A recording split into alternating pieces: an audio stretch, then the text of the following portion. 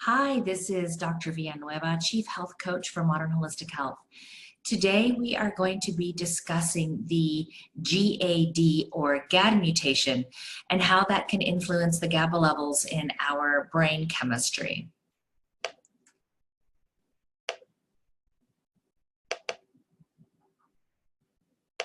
Let me just move some stuff around here.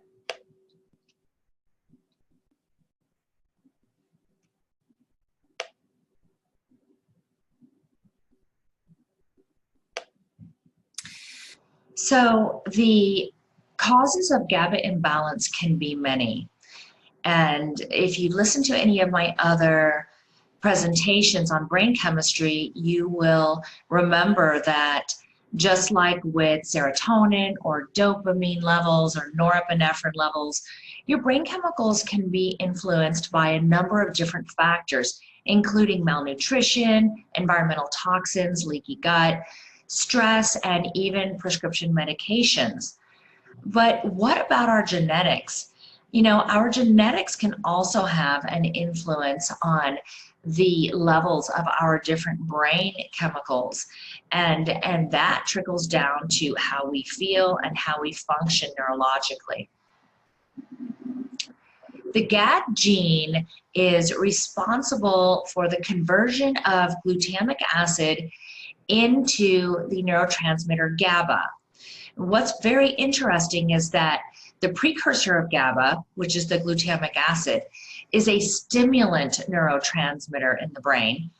But once it's converted to GABA, GABA is a calming neurotransmitter. If we're having issues with the conversion of glutamic acid into GABA, our glutamic acid levels can increase in our brain and actually have quite an excitatory effect, which can make us have a lot of different issues like anxiety and mind racing and several other symptoms. Now, when we're talking about GABA mutations, or GABA related mutations, and specifically the mutations in the GAD or GAD gene, we are discussing how the GABA is not being converted from the glutamic acid. So when we have mutations in the GAD gene, what's happening is that we're not able to have the conversion, and therefore that oftentimes can leave us with a deficiency of GABA. When we have deficiencies of GABA, that can lead to several different types of symptoms, including sleep disorders, issues changing your mood. So for example, if you wake up in a really bad mood, you just have a really hard time getting over it and switching over to a good mood. Or if somebody upsets you during the day, you just cannot get over it. So that's the type of personalities that are typically associated with low GABA levels that are secondary to the mutation. Other different symptoms include spasticity of the muscles, which may be noticed or even diagnosed as a restless leg syndrome, and severe and mental physical fatigue, excuse me, memory loss, loss of motivation, anxiety, poor impulse control, depression, and a lowered pain threshold, which means that you feel pain a lot easier than you should. So whenever we are talking about GABA mutations, we want to go back and discuss, do we have a single mutation, which would be called a heterozygous mutation, or do we have a homozygous or double mutation? Now, the single mutations in a GAD gene typically don't carry as much influence as the homozygous or double mutations. But when we're looking at the genes that influence GABA levels, we want to take a look at both of the GAD genes, so the GAD1 and the GAD2 genes. If you have single polymorphisms or single SNPs in each of those genes, then you may have a bigger influence, or that may have rather a bigger influence on your ability to convert glutamic acid into GABA. However, if you have a homozygous GAD mutation, then that definitely can be a root cause of excessively low GABA levels. It's also interesting to understand and to note that when you have gene mutations in your GAD gene, in particular the homozygous or double mutation, we want to understand that that can affect the way that we do, or that can determine rather the way that we want to do gut repair in those clients. Because if they have a GAD mutation that is a homozygous mutation, and that gene or those genes are malexpressing, if you give the client, or if the client is taking any type of L-glutamine based product, which are commonly found in gut repair products, they may very quickly notice that they have increased agitation, increased anxiety, and that they're not able to sleep. And the reason that that's happening is because the L-glutamine is causing the glutamate levels to rise very quickly in the brain, and those glutamate levels are not able to convert to GABA. So when we have someone with mutations like this, we want to have different approaches to gut repair and avoid, in most cases, products that have L-glutamine in them.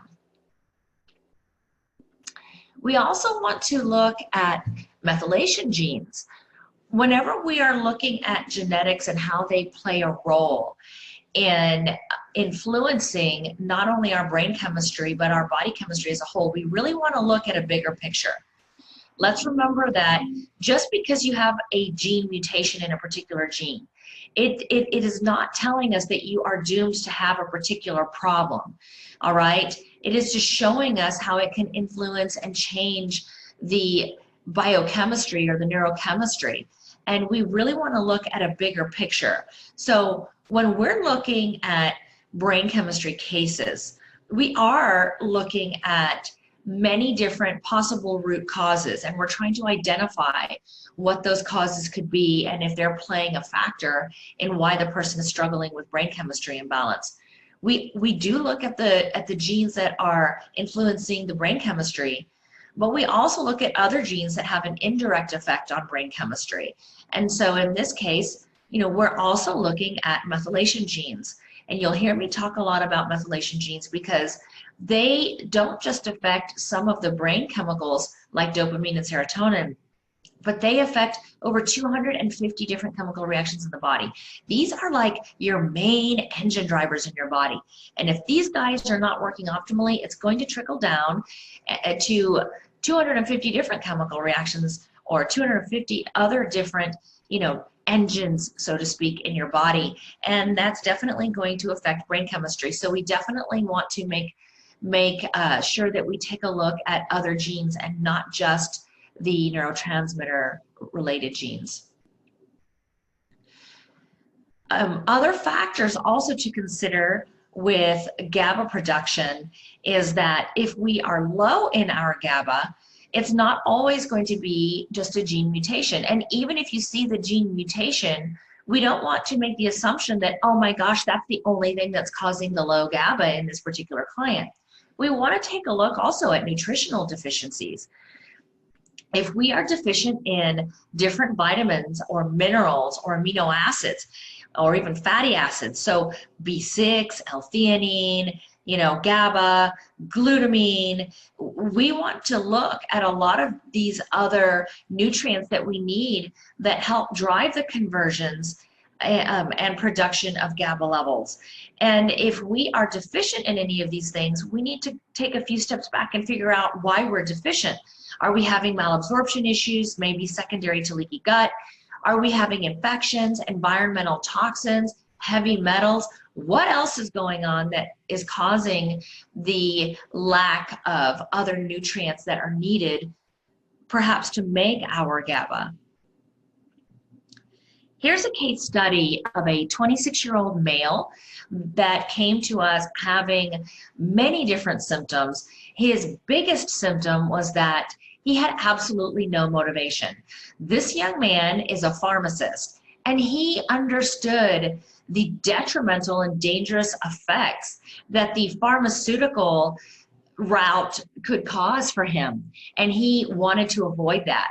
And I was absolutely is so excited to work with this young man because of his background in pharmacy and his understanding of how the pharmaceuticals, may not be the best option for him. And he understood that they were not going to fix the underlying root cause of his issues.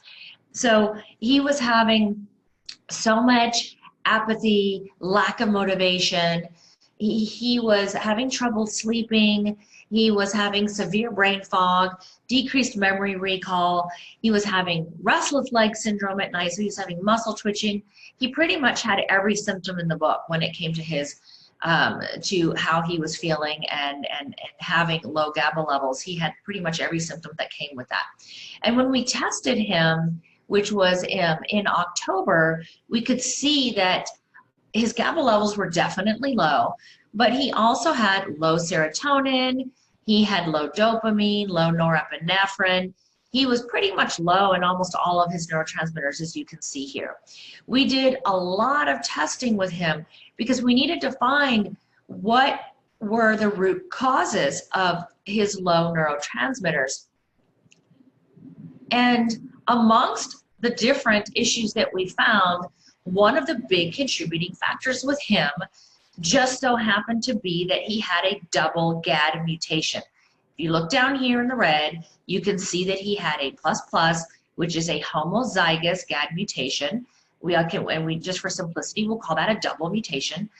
Interesting to note, he also had a series of mutations in his other neurotransmitter genes that were helping to regulate his dopamine and serotonin as well.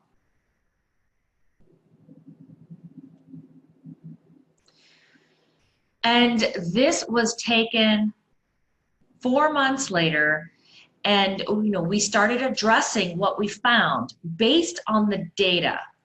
4 months later, we came back and we retested to see what progress that he had made. He was already feeling great. This young man had all of his symptoms resolved. Even his eating habits became better because he had lost his hunger mechanism. So he just had no appetite either and had lost quite a bit of weight subsequently. He got his appetite back.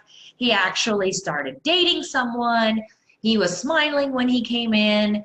He actually, had excitement and energy in his facial expression. And when he was talking to me, he was feeling great.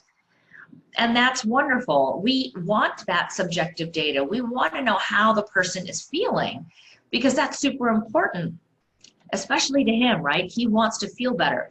But it's really important also for us to get objective data. We want to see labs. We want to see data. So this was 4 months later, and as you can see, almost all of his neurotransmitters were back in range. And his serotonin was low, if you remember. His GABA was very low. Dopamine was low. And his norepinephrine and epinephrine were low. We still have a little bit of work to do, but whereas in the before, you could see that he was low in almost everything. Everything here is, almost everything is pretty much in the green. And his GABA levels look so much better. Understanding your genetics gives you answers and solutions. It's empowering. Don't be afraid to take a look at your genes because your genes are not dooming you to a life filled with problems. Your genes are telling you the secrets of how you can get your body better and how you can optimize and what supplements that you need to take very specifically in what dose and for what indication so that you can restore normal body and brain chemistry and so that you can maintain that for the long term. Considerations to take with the data-driven and genetic approach to helping to restore health issues from brain chemistry imbalances and neurodegenerative disease all the way to autoimmune disease and other mystery type illnesses is that you get consistency with testing, which can help you to determine what modifications need to be made to ensure progress as you go along. It's very motivational for the client because they not only can feel their changes, but they can see the objective data. So it's very enlightening both to the practitioner and to the client. And it helps with commitment because the retesting allows for us to see the continued progress and the sustained long-term results. And if we're starting to see a change 2 or 3 years later, because we've been consistent with our annual testing, we can catch a problem before the client falls back into that rabbit hole, and we can fix it and keep that person with sustainable health and sustainable lack of symptoms, so to speak. And we can use the data to drive our short-term and long-term plan of action with the client. And by understanding how the genetics play a role in the biochemistry and how it can influence how the person feels and how the person performs, that is how we get long-term results, and that is how we can help people to not just feel better and come back to normal function, but we can help them to function optimally. I hope this was great information for you and that you learned something about the GAD mutation and how it can affect our brain chemistry, specifically when it comes to GABA levels. Have a great day, and we will talk with you soon.